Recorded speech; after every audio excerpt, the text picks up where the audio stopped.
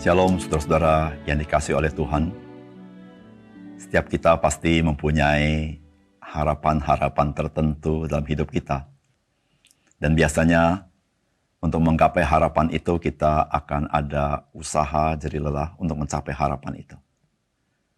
Bersyukurlah kita selama kita masih mempunyai harapan-harapan seperti itu. Sehingga kita didorong untuk memajukan kehidupan kita dan memuliakan Tuhan. Salam jumpa dalam program Tuhan adalah Gembalaku. Saudara, setiap kita pasti pernah kecewa dalam hidup ini, bukan? Mungkin tidak ada seorang manusia yang tidak pernah kecewa. Saudara, kekecewaan bisa terjadi karena apa yang kita harapkan itu tidak terjadi. Apalagi kita sudah berbunga-bunga hati kita karena kita melihat masa depan kita begitu baik. Lalu kita membayar harga sedemikian besar untuk menggapai harapan itu. Namun ternyata harapan itu tidak terjadi. Saudara, kita bisa kecewa luar biasa. Apalagi kalau kita tahu bahwa saya sedang mengikuti pimpinan Tuhan. Namun kenyataannya tidak seperti apa yang saya harapkan. Mungkin kita bisa bertanya, Tuhan, kenapa bisa terjadi seperti ini? Dan kita bukan hanya kecewa dengan situasi kondisi. Kita bisa kecewa dengan Tuhan.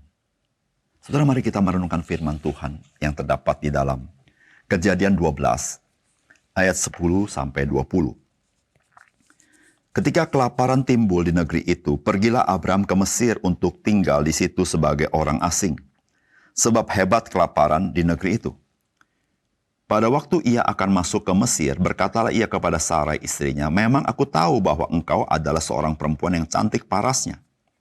Apabila orang Mesir melihat engkau, mereka akan berkata, itu istrinya.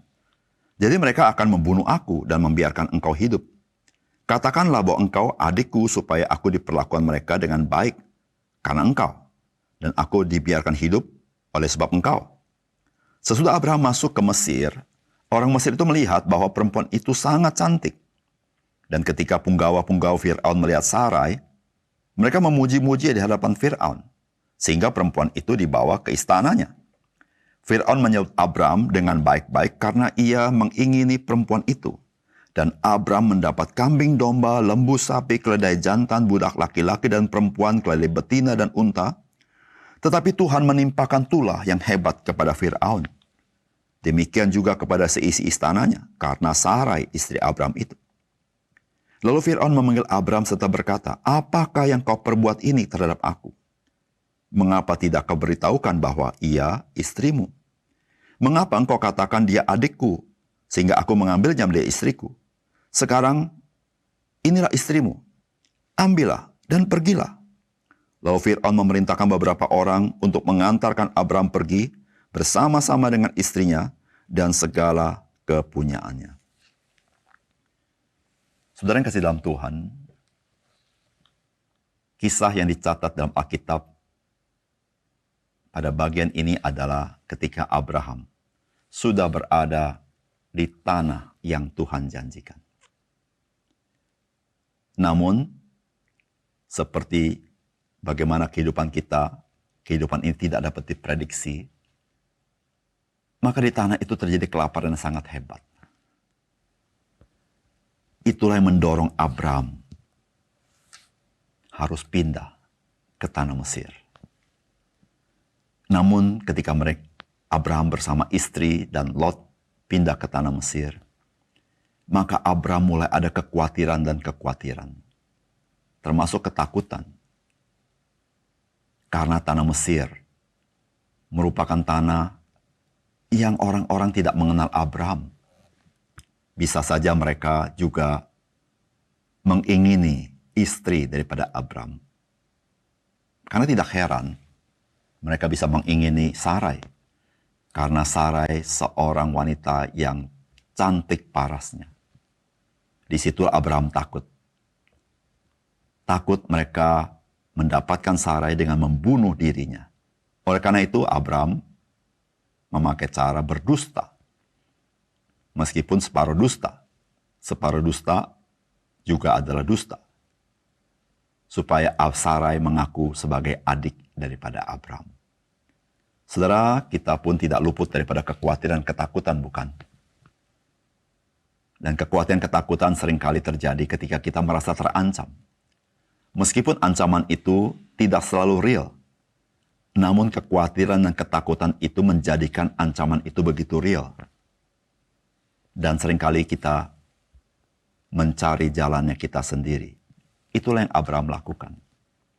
Saudara, apakah pesan firman Tuhan yang kita baca hari ini bagi kita? Saudara, yang pertama, orang percaya selalu akan diuji oleh Tuhan akan imannya. Saudara, Abraham keluar dari tanah Haran ke tempat yang akan Tuhan tunjukkan kepada dia. Saya percaya Abraham tahu tanah ini lebih baik daripada tanah Haran. Namun saudara, setiba di tanah perjanjian ini, tanah Kanaan, justru bukan sesuatu yang baik terjadi. Justru di tanah Kanaan terjadi kelaparan yang dahsyat, yang berbeda dengan tanah Mesir yang berkelimpahan. Saudara, apakah Tuhan salah di dalam memimpin Abraham keluar dari tanah Haran? Saudara, tidak sama sekali. Tetapi ini adalah ujian iman. Apakah Abraham tetap percaya kepada Tuhan atau percaya kepada situasi dan kondisi? Apakah Abraham percaya kepada pimpinan Tuhan? Ataukah Abraham tergantung kepada situasi dan lingkungan? Saudara yang kasih dalam Tuhan, ada kalanya pemeliharaan Tuhan itu ada lewat kesusahan. Ada kalanya pertolongan Tuhan itu nyata ketika kita melewati kesusahan. Ada kalanya kita dapat lebih mengenal kesetiaan Tuhan setelah kita melewati masa-masa sulit. Dan masa-masa sulit memberitahukan kepada kita, ada Tuhan yang berkuasa menggenapi janjinya, meskipun melalui kemustahilan demi kemustahilan. Supaya orang percaya, tahu Tuhan di atas segala-galanya. Sebagai orang percaya, Tuhan selalu ingin membentuk iman kita.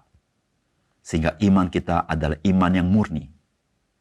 Selalu bersandar kepada Tuhan. Bukan tergantung pada situasi dan kondisi. Jikalau engkau sedang mengalami kesulitan, ingat, Tuhan sedang mengajarmu tidak bergantung kepada situasi kondisi, tapi bergantung kepada Tuhan dengan percaya kepadanya. Yang kedua, saudara, orang percaya yang bersandar kepada dirinya sendiri atau bersandar kepada manusia bisa menghalalkan segala cara untuk melindungi dirinya. Saudara, Abraham adalah bapak orang beriman. Tidak mudah bagi dia meninggalkan tanah Haran. Karena mereka ada orang kaya, mempunyai banyak ternak. Dan mereka juga punya relasi satu sama lain. Mereka punya perdagangan sendiri, punya langganan sendiri. Kalau Abraham dan Sarai dan Lot bisa keluar dari tanah Haran, saya percaya mereka percaya kepada Tuhan sungguh-sungguh. Namun saudara-saudara, iman seseorang tidak selalu dalam keadaan yang baik. Ada kalanya iman itu terpuruk dalam hidupnya. Demikian juga dengan Abraham, bapak orang beriman. Pada awalnya dia bergantung kepada Tuhan. Namun ketika dia memikirkan ancaman terhadap dirinya, dia lupa bergantung kepada Tuhan. Dia mulai memikirkan dengan idenya sendiri. Dia memulai dengan kecerdikannya sendiri. Dia memulai dengan caranya sendiri. Bagaimana dia bisa melepaskan diri dari ancaman itu. Saudara yang kasih dalam Tuhan, ketika mata kita berpaut kepada kekuatan kita, berpaut kepada kekuatan manusia, bersandar kepada diri kita sendiri, saudara, acap kali kita terjebak. Kita akan menghalalkan segala cara untuk mencapai maksud dan tujuan kita. Saudara yang kasih dalam Tuhan, Mari kita mengarahkan mata kita kepada Tuhan. Mari kita menyerahkan hidup kita kepada Tuhan. Dan kita tahu Tuhan punya cara sendiri. Tuhan sanggup melindungi kita dengan caranya sendiri. Disitulah saudara, kita mengalami kuasa Tuhan. Kita mengalami hikmat Tuhan. Jangan berpusat kepada kekuatan manusia. Mari kita berpusat kepada Tuhan yang berkuasa atas segala sesuatu. Dan kita tidak terjebak oleh jerat-jerat si jahat. Menghalalkan segala cara untuk mencapai maksud kita. Dan lupa akan cara-cara Tuhan. Yang ketiga, dari firman Tuhan hari ini kita belajar, Tuhan sanggup memelihara rancangan-rancangannya melalui kelemahan dan kegagalan orang pilihannya. Saudara, melalui Abram dan Sarai, ada rencana keselamatan Tuhan. Melalui mereka, seluruh muka bumi akan diberkati oleh Tuhan. Bayangkan saudara, jikalau di dalam kelemahan Abraham, dan Allah tidak sanggup memeliharanya, dan Sarai menjadi istri daripada Fir'aun, bukan lagi menjadi istri Abraham. Saudara, bukankah rencana Tuhan akan gagal? Namun rencana Tuhan tidak pernah gagal kalau kita membaca firman Tuhan. Allah memberikan tulah kepada Mesir. Dan Fir'aun sadar ada kuasa yang maha besar, dahsyat sedang menimpa rakyatnya. Dan Fir'aun tahu ada sesuatu yang salah. Dan Tuhan mengembalikan Sarai kepada Abram. Saudara, bukankah kelemahan Abram bisa menggagalkan rencana Tuhan? Tapi firman Tuhan berkata, rencana Tuhan tidak pernah gagal. Rencana keselamatan tidak pernah gagal. Karena Tuhan, dia akan memeliharanya. Di dalam setiap kegagalan manusia, kegagalan orang-orang pilihannya, Tuhan tidak pernah gagal. Saudara, oleh karena itu, saudara, mari kita percayakan diri kita kepada Tuhan. Kelemahan kita, kegagalan kita, mari kita serahkan kepada Tuhan. Jangan kita putus asa. Jangan kita menyerah. Tapi berserah kepadanya sebagaimana Abram. Ketika dia tetap beriman, Tuhan memakai dia menjadi bapa orang beriman dan menjadi berkat bagi dunia ini. Mari kita berdoa. Bapa surga, terima kasih untuk kebenaran firman Tuhan. Biarlah firman-Mu sekali lagi mengingatkan kami bahwa iman kami harus terus dibentuk oleh Tuhan, yaitu semakin mengenal Tuhan melalui ujian, supaya kami tidak bersandar kepada situasi kondisi, tidak bersandar kepada kekuatan diri kami, tapi bersandar kepada Tuhan. Bahkan dalam kegagalan kami, Tuhan tidak pernah gagal dalam rencana-Mu. Tuhan akan intervensi, akan menolong kami. Oleh karena itu Tuhan, jangan kami menjadi putus asa ketika kami gagal, ketika kami lemah. Tapi justru ya Tuhan, kami semakin bergantung kepada Engkau. Dan kami percaya Tuhan akan meluruskan jalan kami ketika kami mengakui Engkau dalam setiap langkah hidup kami. Tuhan, kami menyerahkan hidup kami hari ini, supaya kami boleh melayani Engkau dalam hidup kami, boleh menyenangkan hati Tuhan, dan menjadi berkat bagi orang lain. Dalam nama Tuhan Yesus kami berdoa. Amin.